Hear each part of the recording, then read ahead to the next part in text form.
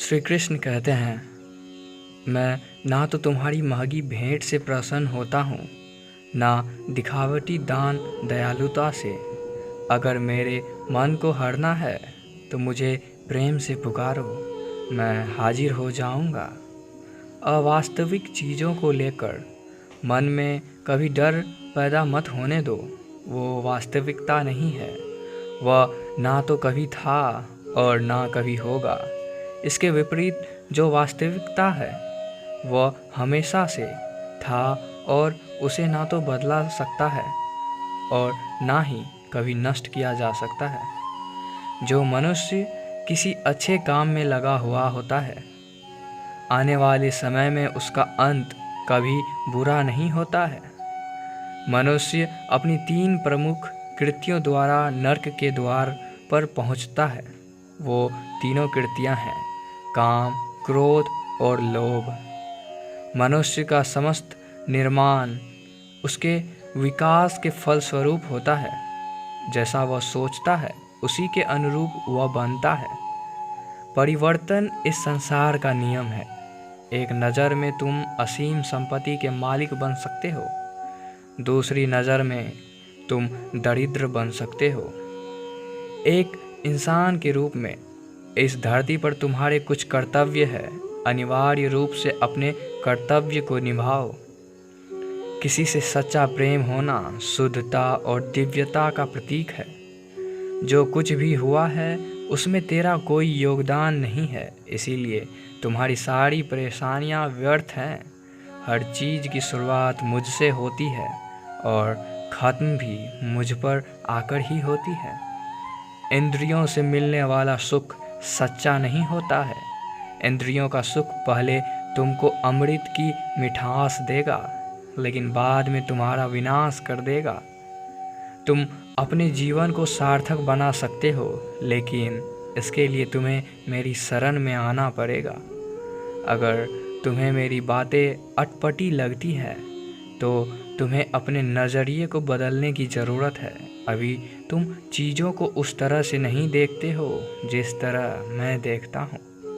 अगर एक बार तुमने मुझ पर विश्वास कर लिया तो तुम्हें जीवन में कभी निराश होना नहीं पड़ेगा। एक बार जो मुझ पर विश्वास करता है उसको मैं कभी नहीं छोड़ता हूँ। जो मेरे भक्तों के साथ धोखा करता है उसके लिए मैं सबसे बड़ा शत्रु हूँ। अगर किसी ने मेरे भक्त को एक बार भी धोखा दिया तो जन्मों जन्मों तक मैं उसका उद्धार नहीं करता हूँ। इस देवत्व का सर्वोच्च मैं हूँ। सब कुछ मुझ पर निर्भर है। अगर तुमने मेरे बारे में जान लिया तो तुम्हारा कल्याण निश्चित है। मैं हर दिल को एक मंदिर की तरह देखता हूँ। जो दिल जितना सुंदर होता है वहाँ मैं उतना ही अधिक ठहरता हूँ। भगवान श्री कृष्ण के चरण कमल इतने पवित्र हैं कि जो कोई उनकी शरण लेता है तुरंत शुद्ध हो जाता है। इस दुनिया में तुम प्रेम सभी से करो, लेकिन पूर्ण रूप से विश्वास किसी पर मत करो। अगर तुमको भरोसा करना है तो केवल कृष्ण पर करो। मन बड़ा चंचल है, इसीलिए अपने मन को स्थिर रखो। उसको कभी व्यथित मत होने दो। आपने जो कुछ भी किया वह आपके साथ एक दाग की तरह चलेगा, इसीलिए अपने कर्मों में शुद्धि लाओ। बुरे विचार मन को दुखी और परेशान कर सकते हैं, लेकिन जब आप कृष्ण में विश्वास करते हैं तो कृष्ण स्वयं आपकी सब परेशानियां दूर करने आते हैं। मैंने अभी तक तुम्हारे शरण में आने के प्रस्ताव को स्वीकार नहीं किया है, क्योंकि तुमने अभी तक पूर्ण रूप से समर्पण नहीं किया है। जब तुम शुरुआत करोगे तो स्वाभाविक रूप से तुमको असफलता मिल सकती है। कई बार तुमको गिरना भी पड़ सकता है, लेकिन इसका मतलब यह नहीं होना चाहिए कि तुम उस काम को करना छोड़ दो। एक समय आएगा जब तुम परिपूर्ण हो जाओगे और तुम्हारे सभी काम सफल हो जाएंगे। इस काम में मैं हमेशा तुम्हारे साथ खड़ा रहूँगा। मैं तुम्हारे हर छोटे बड़े कर्म में साथ दूंगा। तुम्हारा जो दिल करे उसको करो, लेकिन नम्रता और सरलता के साथ करना, अहंकार के साथ नहीं। एक उपहार तब शुद्ध होता है जब उसको सच्चे दिल से सही व्यक्ति को सही समय पर दिया जाता है और बदले में कोई दूसरी उम्मीद नहीं करते हैं। कड़े संघर्ष के बाद प्राप्त होने वाला सुख, जिसने आपको दुखों का अंत किया है, ऐसे संघर्ष का पहला कदम आपको कड़वे जहर के समान लगता है और अंत में आपको अमृत की प्राप्ति होती है। इस तरह का सुख केवल मन की शांति से प्राप्त हो सकता है। इस धरती पर आने के बाद आपका मुख्य उद्देश्य यहाँ से मुक्त होना है। केवल वही मनुष्य मुक्त हो सकता है जो अपने कर्मों में दृढ़ संकल्प के साथ स्थिर और सुख दुख को समान रूप से सहन करता है। जो मनुष्य अपनी आत्मा की बात सुन सकता है, वह मुझसे बात कर सकता है और देख भी सकता है। अपने सभी कर्मों को कृष्ण पर केंद्रित होकर करो। आसक्ति को त्याग दो। सफलता और असफलता को एक समान दृष्टि के साथ देखो, क्योंकि आध्यात्मिकता का अर्थ ही होता है समभाव। वह मनुष्य जिसने घृणा को त्याग दिया, जो सभी प्राणियों के साथ समान व्यवहार करता है, जो सुख दुख और दर्द पीड़ा से अप्रभावित है, जिसके अंदर करुणा भरी हुई है और मन शांत है, उसने सही मायने में मुझे प्राप्त कर लिया है। यही वह मनुष्य है जिसको मैं सबसे अधिक पसंद करता हूँ। इस विशाल संसार में तुमको केवल कर्म करने की छूट है। इसके अतिरिक्त फल की इच्छा और स्वार्थ सब निरर्थक है। ये सोचकर कभी किसी काम की शुरुआत मत करो कि इसका तुमको कोई फल मिलेगा। बिना किसी लालसा के कर्म करो। जो आदमी मुझे हर चीज़ में देखता है और मेरे होने का एहसास को अनुभव करता है, वह मेरा सच्चा भक्त है। ऐसे भक्तों से मुझे प्रेम है। इंद्रियों का काम ही है भटकना। जब कोई मनुष्य अपना मन उनके पीछे छोड़ देता है तो समझ लीजिए कि उसने छेद वाली नाव में सवारी शुरू कर दी है, जिसका डूबना तय है। ऐसा कोई नहीं है जिसका सदियों से अस्तित्व है, और ना ही ऐसा कोई है जिसका सदियों बाद अस्तित्व रहेगा। यहाँ कुछ अस्थायी नहीं है।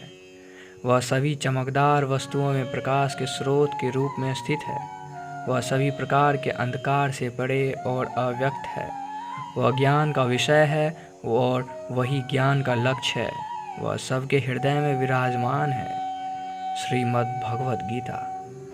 तुम उसी को देख पाते हो जो तुम हो, और तुम वही जो तुम देखते हो।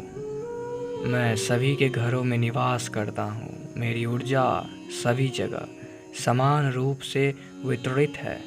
जो मुझे पहचान लेता है उसको मैं भक्ति रस प्रदान करता रहता हूँ। मैं सर्वनाश कर सकता हूँ मेरे रुकने की वजह से। मेरे भक्त हैं। जिस दिन मेरे सभी भक्त मर जाएंगे, मैं सर्वनाश कर दूंगा। जो व्यक्ति अहंकार से मोहित होकर अपने कर्मों को अंजाम देता है, मैं उसके खिलाफ खड़ा होता हूँ। तुम हमेशा के लिए यहाँ रहने वाले नहीं हो। तुम्हारा जीवन बहुत सीमित है। जो मनुष्य यहाँ आता है वह अपनी क्षमता को तलाशने के लिए आगे बढ़ता है। ये गलत नहीं है अगर तुम निस्वार्थ भाव से अपनी गति करते हो। स्वभाव के द्वारा निर्धारित कर्तव्य का पालन करने से कोई पाप नहीं होता है। हम वास्तव में कभी दुनिया का सामना करते ही नहीं हैं। यहाँ रहकर हम जो अनुभव करते हैं वे हमारी इंद्रियां हैं। तुम केवल अपने कर्म पर नियंत्रण कर सकते हैं। तुम्हारे कर्म के परिणाम का तुम दावा नहीं कर सकते। हारने का डर, असफलता का भय, कर्मों के साथ भावना जोड़ना सफलता की सबसे बड़ी बाधा है। ये विचार मन को स्थिर कर आपकी क्षमता को लूटता है। स्वार्थ से जुड़े कर्म आपको दुनिया में कैद करते हैं। व्यक्तिगत लाभ के बारे में नहीं सोचो और निस्वार्थ भाव से काम करो। अपनी इच्छा शक्ति से खुद को नया आकार दो। अपने आप को कभी स्व इच्छा से नीचा मत देखो। बुद्धिमानी तुम्हारी चेतना को एकत्रित करती है और कर्म के फल के प्रति आसक्ति को त्यागने में मदद करती है। दूसरों के सुख दुख पर कोई यदि इस प्रकार प्रतिक्रिया देता है जैसे वे उसके अपने हैं, तो उस व्यक्ति को सच्चा आध्यात्मिक मान सकते हैं।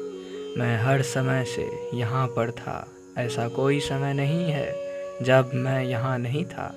मैं समस्त भूत में भी विद्यमान था और समस्त भविष्य में मेरा विद्यमान रहेगा। दुनिया का सबसे बड़ा पापी अगर समर्पण के साथ मेरी सच्ची उपासना करे तो मैं उसको भी शुद्ध कर देता हूँ। वे लोग जो केवल कर्म के फल की इच्छा से प्रेरित होते हैं वे अक्सर दुखी रहते हैं। जब किसी की चेतना एक हो जाती है तो उसकी सारी व्यर्थ चिंताएं पीछे छूट जाती है। फिर उसको किसी वजह की चिंता नहीं होती, चाहे चीज़ें अच्छी हो या बुरी हो, सदा एक सा रहता है।